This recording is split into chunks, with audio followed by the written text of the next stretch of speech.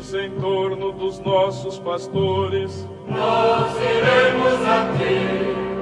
Professando todos uma só fé, nós iremos a ti. Armados com a força que vem do Senhor, nós iremos a ti. Sob o impulso do Espírito Santo, nós iremos a ti.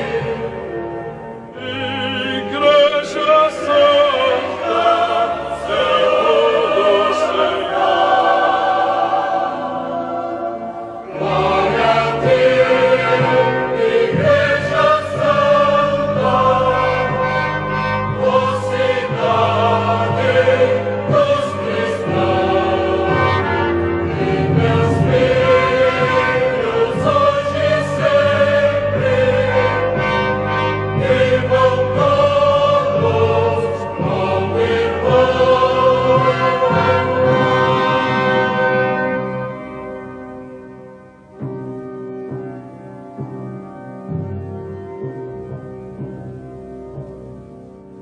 De nossas fazendas e nossas cidades, Nós iremos a ti. de nossas montanhas e nossas baixadas, Nós iremos a ti.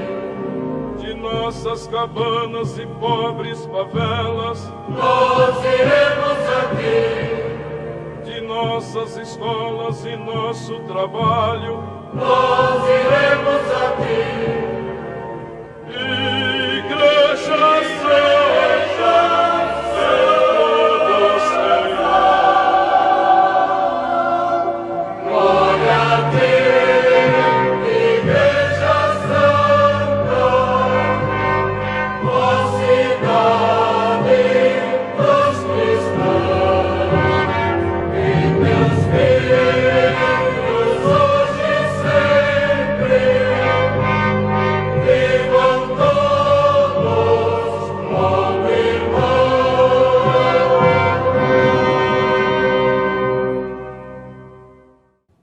Em nome do Pai, do Filho e do Espírito Santo. Amém. Amém. Que as almas dos fiéis defuntos, pela misericórdia de Deus. Descanse em paz. Grande Otávio, boa noite. Boa noite, Dom Adair, sua bênção. Deus te abençoe, o senhor está bem? Muito bem, Dom, graças a Deus. Como é que foi o domingo ontem? Foi muito bom, Dom. Foi à missa. Levou a namorada? Também. Foram juntos? Fomos juntos, É sim, bonito, Dom. né? É, tem que É muito- pegar o costume, né? O Dom? jovem cristão e a namorada sempre do lado direito, né? É, tem que acostumar com... Quando casar, passa pro lado esquerdo. É, Essa é a etiqueta, né? é isso. As etiquetas são interessantes. E você sarou a gripe? Graças a Deus, Dom, ontem eu consegui... Eu tava até preocupado se daria para ir na missa, mas consegui sarar. Eu Tem- ainda estou bem gripado ainda. Acho que todos aqui que nos acompanham também. Meu querido povo de Deus, Eclésia Santa chegando ao seu coração com mais amor nesta segunda-feira maravilhosa, 4 de maio. Nós estamos no mês de Nossa Senhora, mês das noivas, mês também do Divino Espírito Santo, porque o Pentecoste esse ano acontecerá dentro do mês de maio. Que alegria poder estar com vocês. Eu estava ouvindo uma jornalista brasileira radicada na Itália. Depois até não sei, Otávio, se tem jeito da gente colocar o link para o pessoal assistir. Está lá no meu Instagram. A gente coloca, você descobre aí para mim. Ela fez um anúncio bonito e bem explícito sobre o livro que o Santo Padre, o Papa Leão, vai ou lançar ou relançar sobre Santo Agostinho.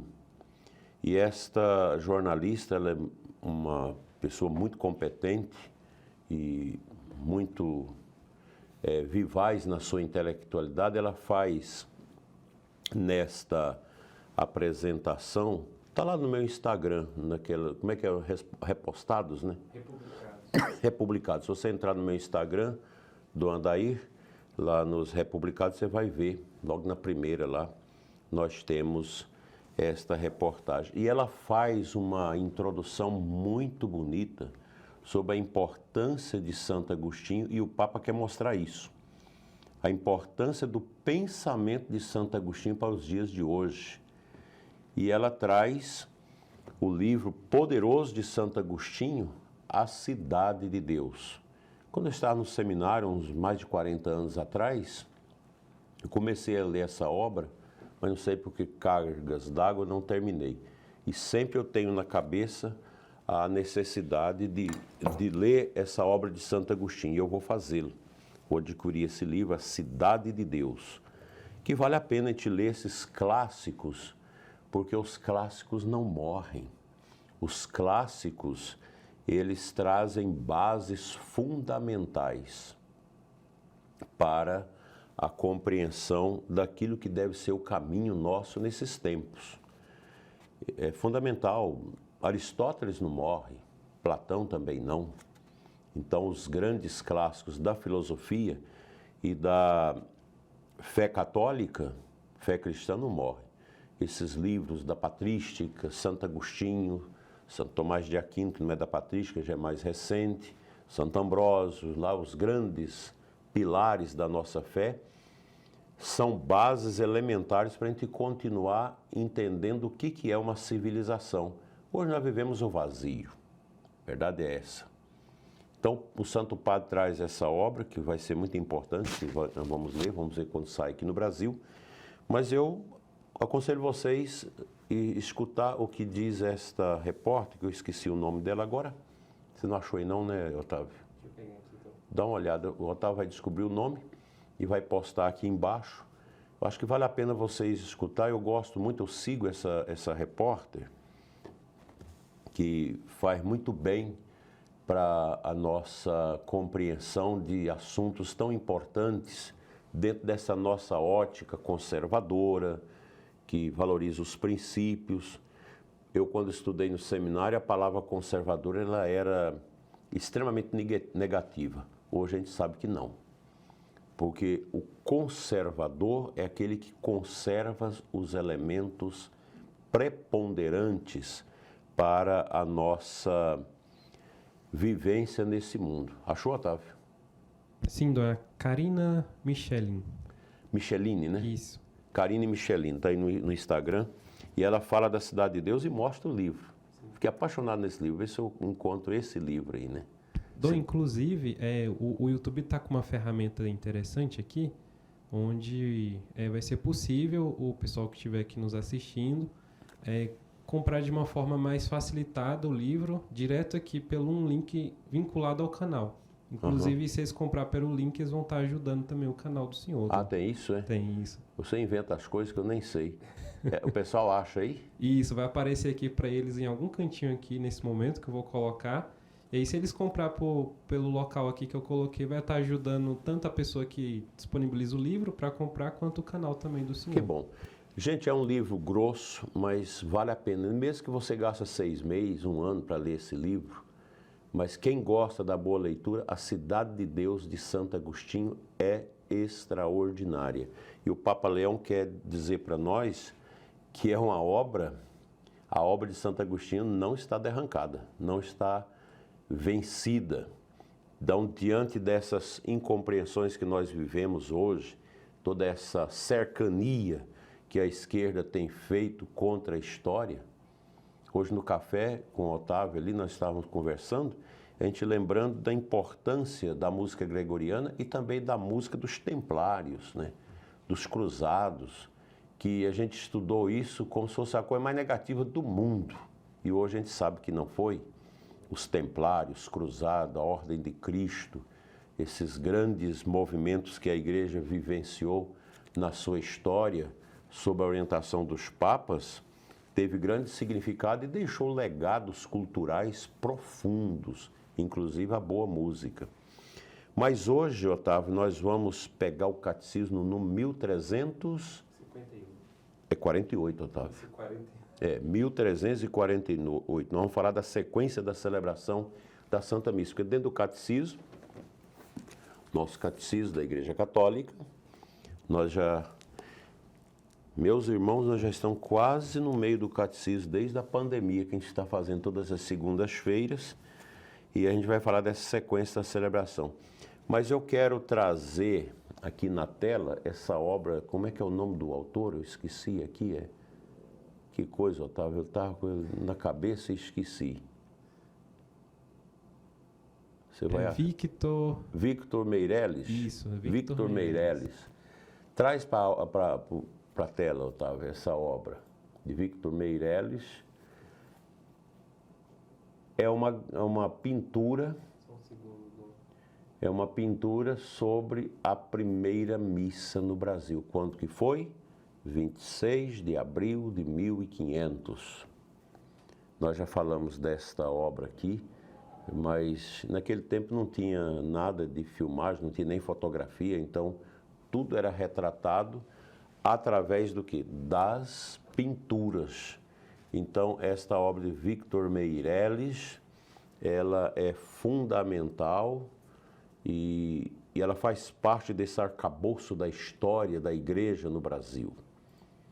Porque a descoberta pelos portugueses das terras brasileiras, ela é marcada também pela presença da igreja. A igreja veio junto nas caravelas, os sacerdotes, se celebrava a missa, e aqui em terra firme tiveram essa celebração. Você não consegue não, né, Otávio? Não está carregando. Não está carregando hoje, né? Que pena. Se você der conta, tem dia que o rabudo passa a cauda miserável dele aqui por perto do estúdio e as coisas às vezes não dão certo.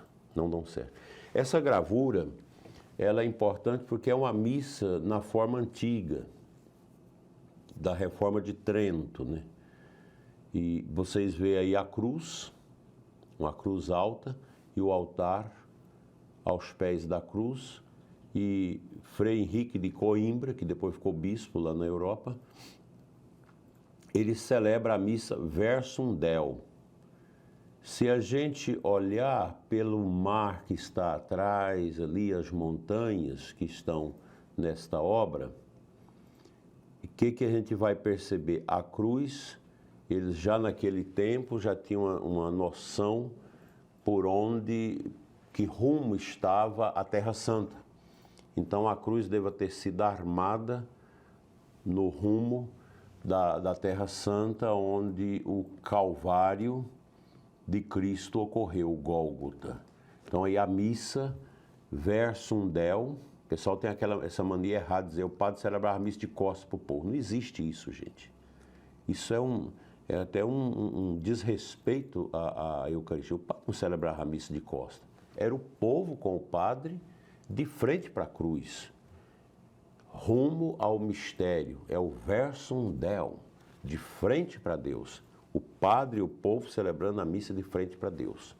Se você vai falar para um padre que celebra a missa antiga, na forma de João 23, que conserva esse estilo aí, com poucas mudanças, o padre vai ficar assustado com a sua ignorância. O senhor celebra a missa de costas? Não. O sacerdote e o povo celebram Versum Deo. O altar das igrejas antigas que conserva, você pode ver o altar pregado na parede, aí tem o crucifixo, tem o sacrário, e aí o sacerdote celebrava, oficiava a Santa Missa ali, e o povo assistia e respondia às partes próprias dentro de um silêncio, de uma piedade muito grande. Bem, no número 1348 do nosso catecismo, fala a sequência da celebração. Eu peço desculpa a vocês que eu estou muito afônico, gripado, está uma dificuldade para falar. Posso ter crise de tosse aqui durante a nossa live, mas não tem problema, a gente vai adiante. Todos se reúnem. Os cristãos acorrem ao mesmo lugar para a Assembleia Eucarística, encabeçados pelo próprio Cristo, que é o autor principal da Eucaristia. Primeira coisa, quem celebra é Cristo. O problema é que nós não vamos nunca compreender as dimensões da grandeza da Santa Missa, a profundidade que é uma missa, os elementos espiritual que estão contidos inerentes à celebração da Santa Missa. Nós nunca vamos compreender isso. Talvez no céu, sim, na liturgia eterna, como diz o Apocalipse de São João, nós vamos compreender. Do contrário, a gente vai ter sempre essa dificuldade de compreender a grandeza do mistério da Eucaristia. Então, os cristãos acorrem para a Assembleia Eucarística, é o povo de Deus reunido sob a presidência do sacerdote, que preside em persona Cristo, no lugar de Cristo, a celebração. Na missa é o próprio Cristo que é o autor da Santa Missa. Ele é o sumo sacerdote da nova aliança. O sacerdócio antigo, das oferendas dos animais, dos holocaustos, como era tido no templo antigo de Jerusalém, tudo isso agora é sumamente completado com o sacrifício de Cristo.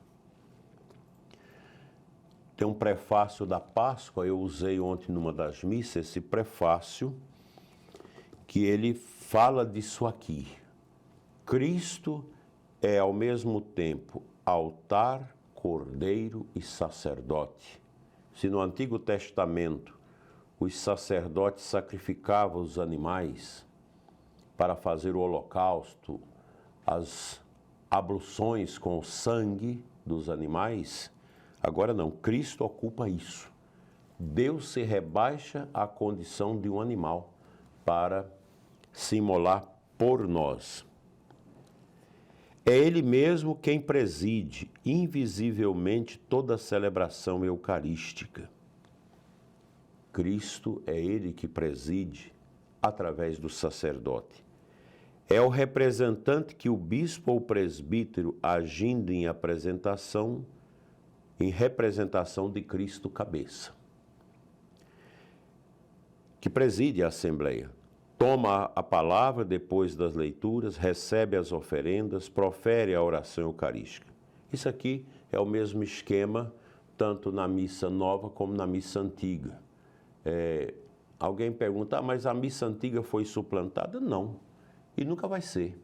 A missa antiga, ela tem o seu valor e ela está sendo retomada. Grande parte da juventude que está vindo para a igreja quer a missa antiga. Isso é uma verdade. Dom Joel, bispo de Petrópolis, falou disso, agora por ocasião da nossa Assembleia, que os jovens que estão estudando, que estão aprendendo latim, que estão buscando algo mais profundo, têm direito também de ter a missa antiga. Eu não vejo nenhum problema com isso. Às vezes as pessoas criam tantas confusões. O que importa, minha gente, é a santificação do povo. É isso que importa. Eu não posso querer obrigar a igreja a uma uniformidade pastoral, essa coisa toda. Importa que as pessoas busquem a santidade. A nossa igreja é muito rica porque nosso Senhor permitiu essa diversidade de línguas, essa diversidade de cultos, de liturgia, tudo no mesmo sentido, com o mesmo conteúdo. São 23 ritos, se não me engano, da liturgia da Santa Missa Católica no mundo todo. E nós, do rito romano, nós temos duas formas, a antiga e a nova. Então é bobagem, quanto mais se luta, se briga contra a missa antiga, mais ela vai sendo procurada e acolhida.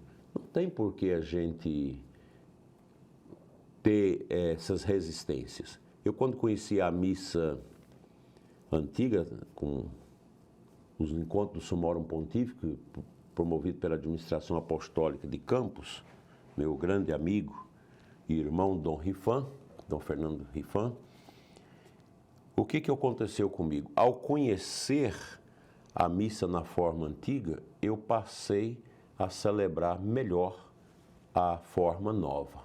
É impressionante, as coisas se confluem. É muito bonito isso, né?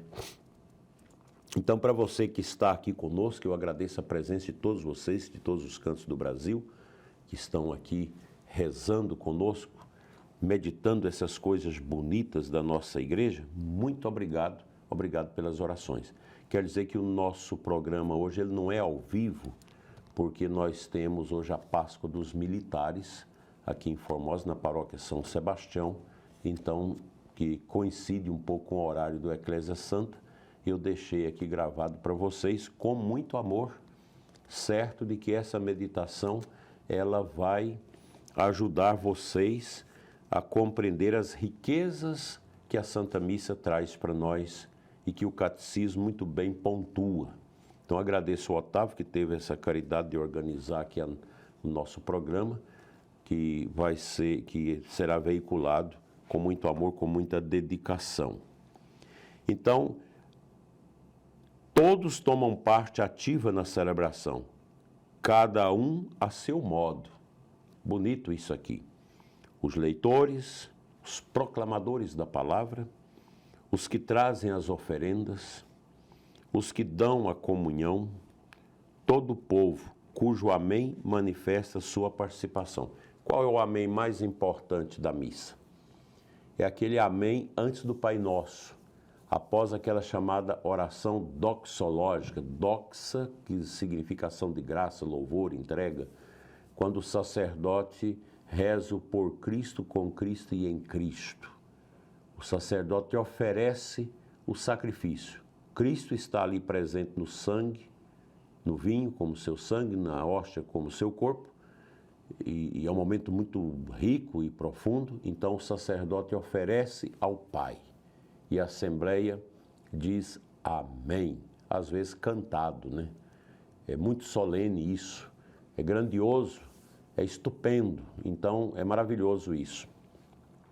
Assim, esse amém manifesta esta assistência de todo o povo de Deus à Santa Missa, essa participação no mistério presidido pelo sacerdote. Aqui na gravura de Victor Meirelles, da primeira missa, nós podemos ver essa pintura, ela retrata um momento muito interessante. Os indígenas, alguns em cima das árvores, outros ali espantados, contam-se que quase você conseguiu, hein, Otávio? Trazer aqui. Conta-se que alguns indígenas caçadores que vieram das caçadas chegaram bem na hora da missa e eles ficaram assustados com aquele ambiente, com tantas vestimentas litúrgicas, o incenso, as velas, a cruz, o altar. E eles perguntam ao cacique da tribo o que é aquilo. E ele teria apontado para o céu e para a terra. Ou seja, coisas do céu aqui na terra. Então, eu lembro quando até Dom Rifan fez essa reflexão com a gente uma vez, ele dizendo desta tradição que diz isso. Então, foi uma bonita definição que o cacique deu da missa. Coisas do céu na terra. Ou coisas da terra no céu. Porque a missa é a mistura do céu com a terra, né? É algo tão profundo, é o sacrifício de Cristo que une a criação à celestial glória de Deus. O número 1349, a liturgia da palavra. Então, primeiro nós vimos esse tópico da reunião. A missa é isso, é uma assembleia dos crentes, dos batizados, que vêm ao altar para fortalecer sua fé mediante a escuta da Sagrada Escritura, da homilia que o sacerdote profere e da celebração do sacramento, que é o sacrifício incruento do corpo e do sangue de Cristo, que nos fortalece nesse combate perene da nossa peregrinação neste mundo. Quando ele fala da liturgia da palavra, 1349, ela comporta os escritos dos profetas, isto é, o Antigo Testamento e as memórias dos apóstolos, isto é, as epístolas e os evangelhos. Vocês já prestaram atenção que a Sagrada Escritura, tão antiga, mas é tão nova? A Santa Missa tem como base também a Sagrada Escritura, e tudo que está na Escritura, no Novo Testamento, sobremaneira as palavras de Jesus, são sempre atuais. Nós lemos sempre a palavra de Deus e percebemos como os ensinamentos bíblicos, eles são atuais. Depois da homilia, que exorta a acolher esta palavra, como ela verdadeiramente é, ou seja, como palavra de Deus, e a colocar em prática, faz-se as intercessões por todos os homens, de acordo com a palavra dos apóstolos. Antes de tudo, peço que façam súplicas, orações, intercessões, ação de graça por todas as pessoas, pelos reis e pelas autoridades em geral. 1 Timóteo 2, de 1 a 2. Então, a liturgia da palavra na missa, ela é muito importante. E aqui o Concílio Vaticano II, na Sacrosanto Concílio, que é o primeiro documento do concílio e que trata da reforma litúrgica, ele vai mostrar para nós a importância das duas mesas, a mesa da palavra e a mesa da Eucaristia. E as igrejas, geralmente, elas têm essa conexão, a pia batismal, a fé. A gente recebe a fé no batismo. A esperança que a gente recebe na palavra. A Sagrada Escritura é a força da nossa esperança, segundo a virtude teologal. E depois o altar, a caridade. Fé, esperança e caridade. A igreja é isso, né? Todo o mistério da missa, os 3 degraus para o altar, que representa essas 3 virtudes, que representa a pia batismal, a mesa da palavra e a mesa do pão. A mesa do pão eucarístico, não é do pão da padaria, do pão eucarístico, que é Jesus presente ali nas espécies do pão e do vinho consagradas no seu corpo e no seu sangue. Isso é de uma grandeza maravilhosa. Então, a gente precisa aprender, tanto para a missa antiga como para a missa nova, essa escuta. Esse tema da escuta tem sido muito trabalhado na igreja, depois do último sínodo. A escuta. E a escuta mais importante que nós devemos fazer é a da palavra. Mas não apenas escutar com o ouvido, mas escutar com a alma, com o coração, deixando que a palavra ela tome forma construtiva dentro de nós, dentro do nosso ser. Então a Sagrada Escritura ela vai nos alimentando, e quando a gente escuta a palavra, o canto do Salmo, o Salmo também é palavra de Deus, e depois o Evangelho, aí vocês imaginam a arte, a beleza da liturgia católica, toda essa construção da liturgia da palavra, dos ritos que estão no missal, é algo grandioso. Aqui nós temos, eu tenho aqui os 2 missais. O missal antigo, da missa, que o pessoal chama de tridentina, mas é uma missa. Trento organizou a missa e depois de Trento já teve alguns papas que fez melhorias nesse rito antigo. O rito que nós temos aqui é de São João 23 e o rito de Paulo VI, que é a missa nova, né? Nós temos que entender que a liturgia eucarística, ela não é uma coisa espontânea, mas ela faz parte de uma tradição longa, de 2000 anos, que começou lá com a instituição da Santa Missa por Jesus na última ceia. Nosso Senhor fez aquela introdução, aquelas orações próprias dos judeus ali, depois ele institui a Eucaristia, o novo sacrifício do seu corpo e do seu sangue, que vai ser formatado na cruz do Calvário, por isso a gente tem sempre a cruz.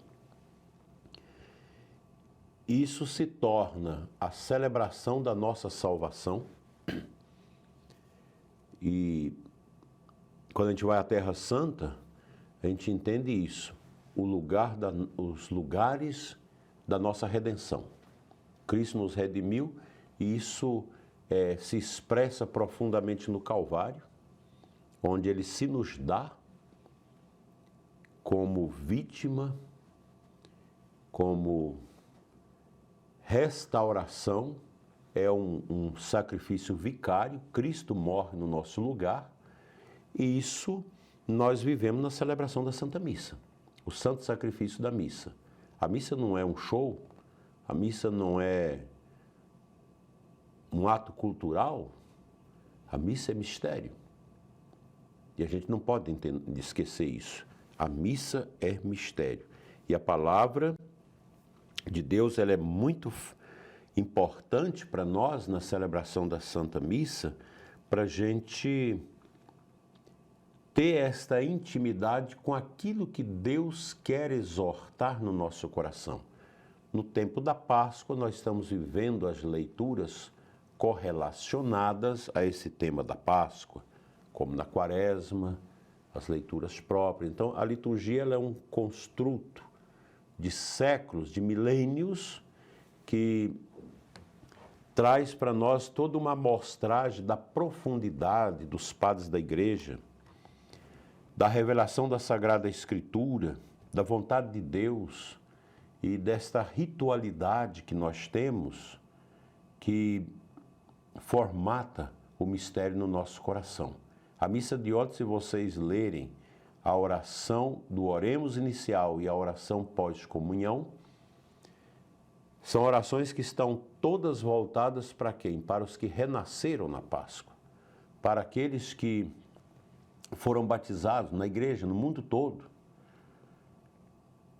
E nós tivemos no sábado passado, na catedral, tem até a homilia que está aí no nosso canal, vocês podem assistir, que foi a acolhida dos catecúmenos, dos 8 jovens adultos que eu irei batizar na Páscoa do ano que vem.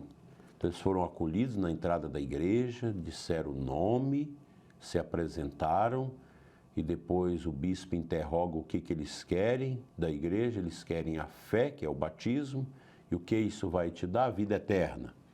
Então, eles vieram para encontrar a vida eterna. Está saindo do paganismo, saindo do mundo do esquecimento de Deus para voltar para a luz de Cristo. Então, a liturgia é toda misturada com essas realidades nossas da vida. A liturgia eucarística, ela é para os batizados, para os iniciados. Isso é tão sério que a igreja primitiva, quando acolhia os pagãos, eles participavam da missa até as preces e depois voltavam para suas casas, que eram pagãos. Estavam se preparando como catecúmenos, sendo iluminados pelos ensinamentos para poder, no batismo, na crisma, na Eucaristia, mergulhar no coração da igreja. Ser católico não é uma coisa muito simples, não. Não é. Por isso a gente precisa estudar e precisa da catequese. Se você pega lá São João Crisóstomo, século IV, as catequeses de Quaresma e de Páscoa de São João Crisóstomo, é um primor. Isso está aí disponível na internet, em livros. Se você usa o sistema de busca, as ferramentas de busca aí na inteligência artificial, você vai encontrar esses pensamentos maravilhosos de São João Crisóstomo. Na apresentação das oferendas, o ofertório, são trazidos ao altar por vezes em procissão o pão e o vinho, que serão oferecidos pelo sacerdote em nome de Cristo. Então, se não vem em procissão, mas vem da credência. Geralmente os acólitos trazem ao altar, né? E quando tem o diácono organiza ali, o sacerdote faz a oferenda. E ali se torna corpo e sangue de Cristo. Este é o primeiro gesto de Cristo na última ceia, ao tomar o pão e o cálice.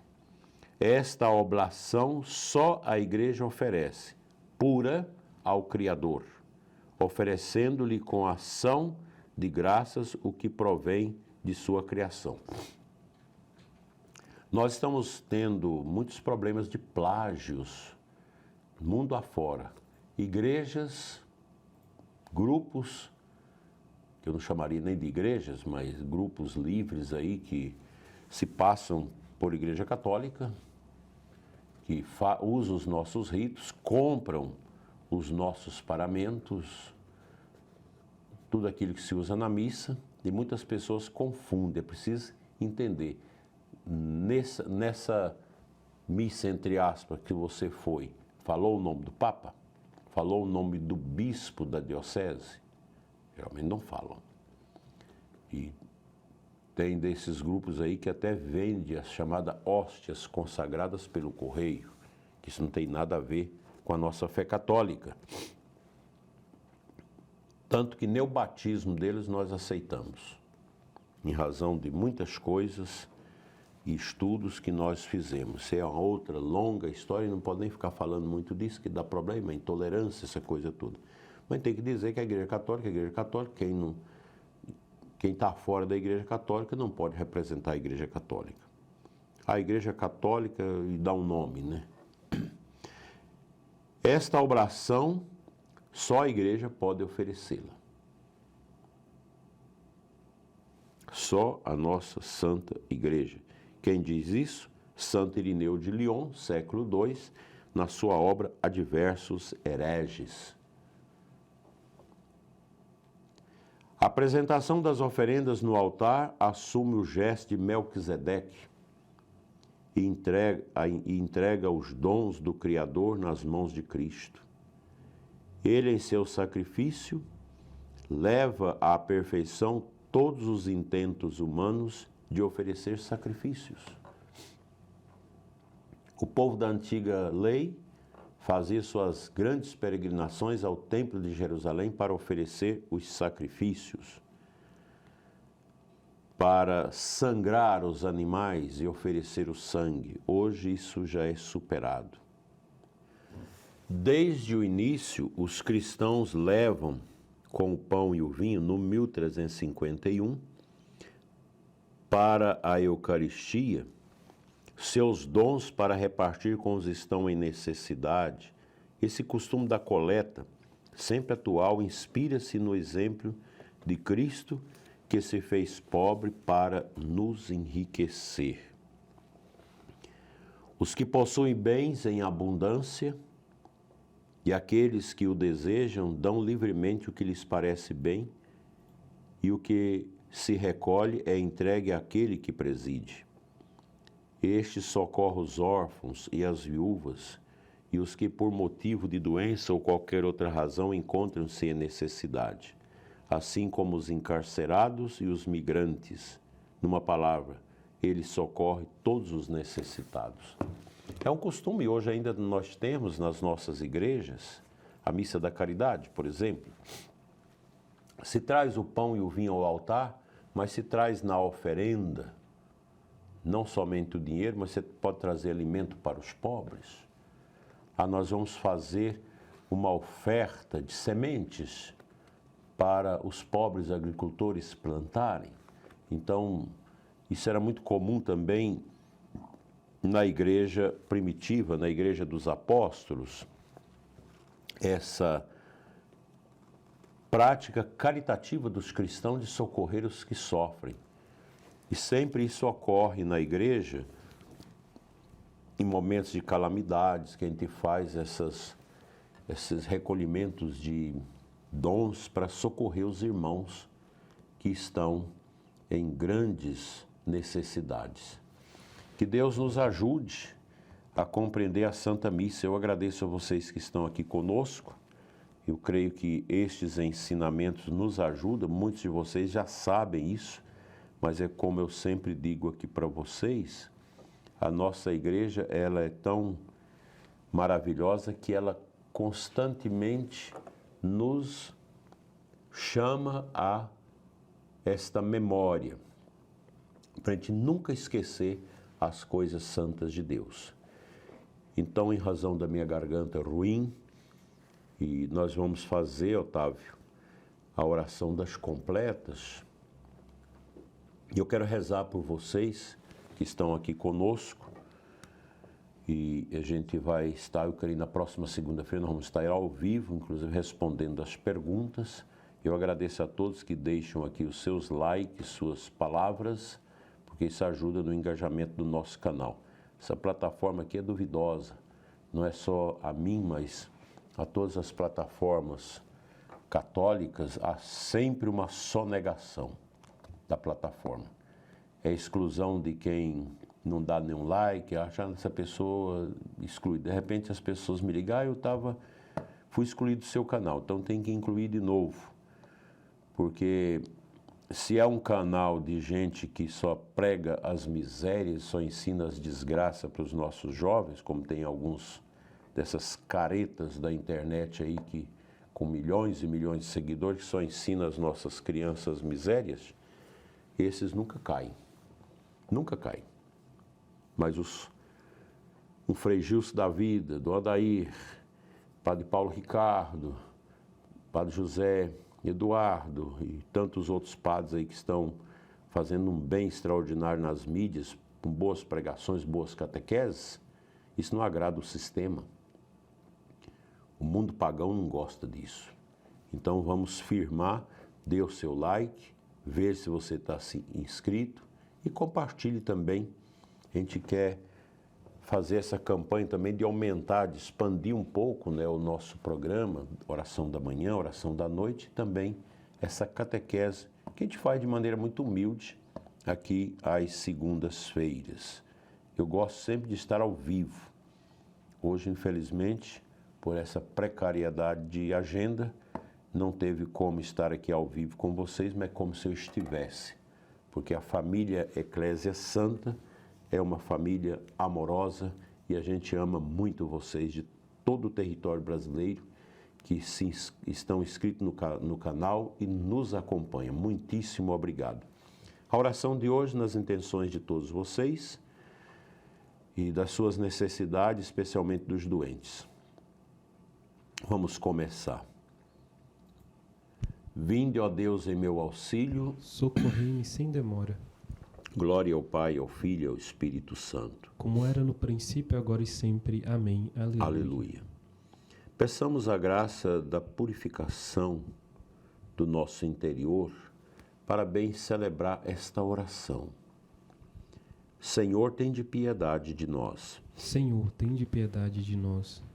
Cristo, tende piedade de nós. Cristo, tende piedade de nós. Senhor, tende piedade de nós. Senhor, tende piedade de nós. Deus Todo-Poderoso, tenha compaixão de nós, perdoe nossos pecados e nos conduz à vida eterna. Amém. Amém. Juntos façamos o hino.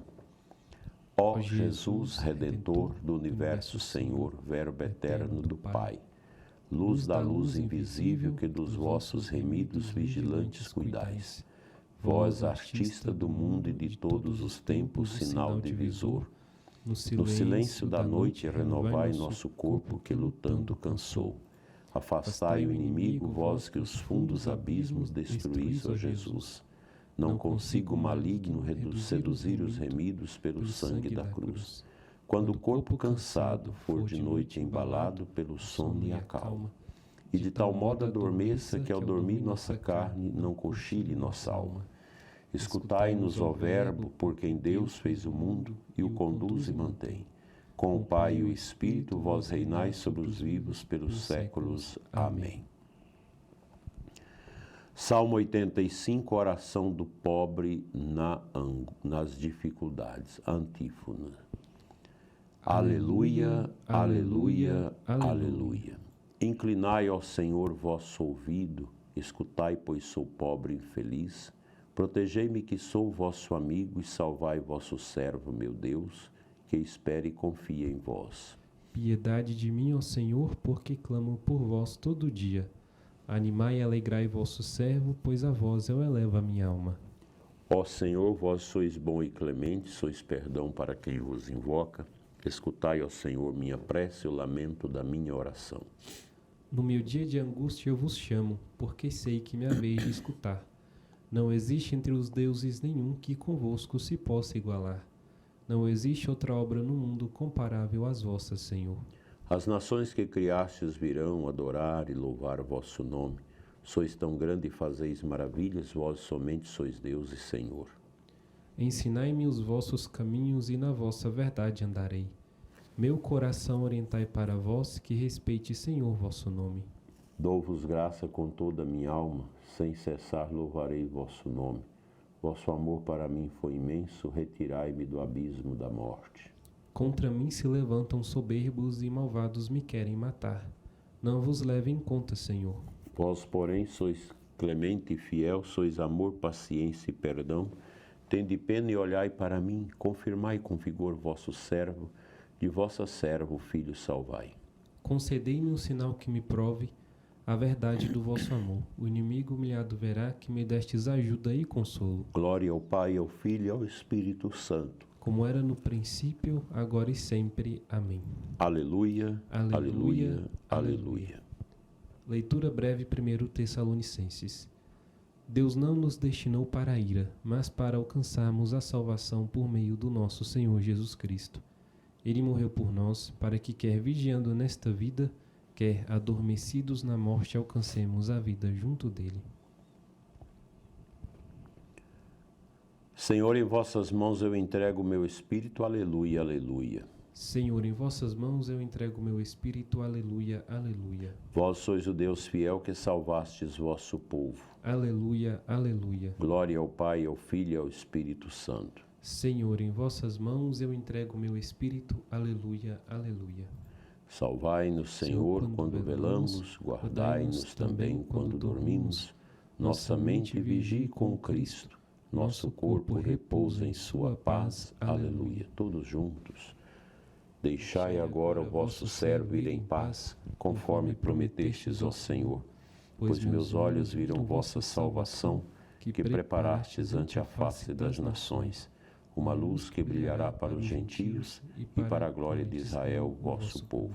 Glória ao Pai, ao Filho e ao Espírito Santo, como era no princípio, agora e sempre. Amém. Salvai-nos, Senhor, quando velamos, guardai-nos também quando dormimos. Nossa mente vigie com Cristo, nosso corpo repousa em sua paz. Aleluia. Oremos. Concedei, Senhor, aos nossos corpos um sono restaurador e fazei germinar para a messe eterna as sementes do reino que hoje lançamos com o nosso trabalho, por Cristo nosso Senhor. Amém. O Senhor Todo-Poderoso nos conceda uma noite tranquila e no final da vida uma morte santa. Amém. O Senhor esteja convosco. Ele está no meio de nós. Pela intercessão da bem-aventurada Virgem Maria, Senhora da Boa Morte, abençoe-vos Deus Todo-Poderoso, Pai, Filho e Espírito Santo. Amém. Para concluir, nós vamos saudar Nossa Senhora com a antífona própria da Páscoa. Rainha do céu, alegrai-vos. Aleluia.